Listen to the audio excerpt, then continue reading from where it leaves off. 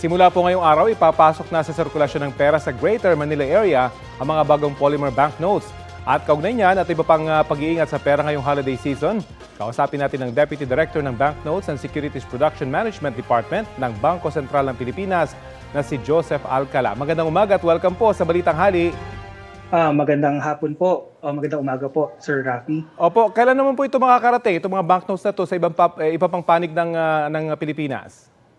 So katulad po ng sinabi nyo kanina, simula po ngayong araw, mag-i-issue na po or lalabas na po sa bangko natin ang ating mga bagong polymer banknotes. Kasama po dito ang 500, 100, and 50 piso polymer banknotes. At pagdating po ng January 2025, ito po ay available na rin po sa ibang bahagi ng ating bansa. Yun, swerte ng mga taga Metro Manila. Ano? Pero unang-una siguro pakipaliwanag nga po sa mga manonood, bakit daw kailangan palitan ng polymer banknotes, yung mga perang papel? At meron na ba tayo dating ganitong klase ng pera? Una-una po, wala pa ho. Ito po ay una pa lamang sa ating bansa. So ito po ay bilang pagtugon ng BSP sa patuloy na nagbabagong pangangailangan ng ating mga Pilipino. Nilaunch po natin ang bagong series ng banknotes na Smarter, Cleaner at Stronger.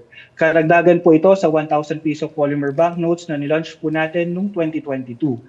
Ang BSP ay naglabas po nito ng 500, 100 piso at 150 piso polymer banknotes na bubuo sa First Philippine Polymer Banknote Series po. Ito pong mga polymer banknotes po natin ay may advanced at sophisticated na security features. So, expected rin po na mas mahaba po ang lifespan po nito. So, meaning hindi na po siya katulad ng papel na polymer papel na pera po natin na mas maikli po ang buhay. Kadalasan po kasi ang papel na pera po natin ay bumabalik po sa sirkulasyon ng minsan po mababa pa sa isang taon. Okay. Inaasahan rin po natin ito na mas malinis po ito dahil resistant po ito sa water, oil at dirt. Okay. May nagtatanong rin po kaugnay sa pagkawala ng ilan nating mga personalidad, mga bayani at mga dating presidente na nakasalayang nakalimbag sa pera. Ano po masasabi ng BSP rito? Opo, patuloy po nating ino-honor at fini-feature po natin ang ating mga national heroes at natural wonders po sa ating perang papel.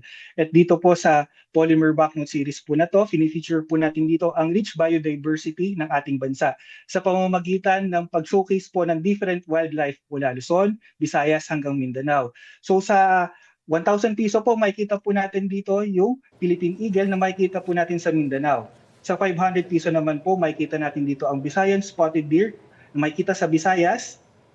Ang sa 100 piso naman po, ang Palawan Peacock Pheasant na makikita po natin sa Palawan at sa 50 piso naman po, ang Visayan Leopard Cat na makikita po natin rin sa Visayas. Okay, sige po, abangan po natin yung paglabas ng mga bagong pera na yun. Maraming salamat po sa inyo. Maraming salamat po, Sir Rafi. Maraming salamat po sa lahat. BSP Banknotes and Securities Production Management Department Deputy Director Joseph Alcala.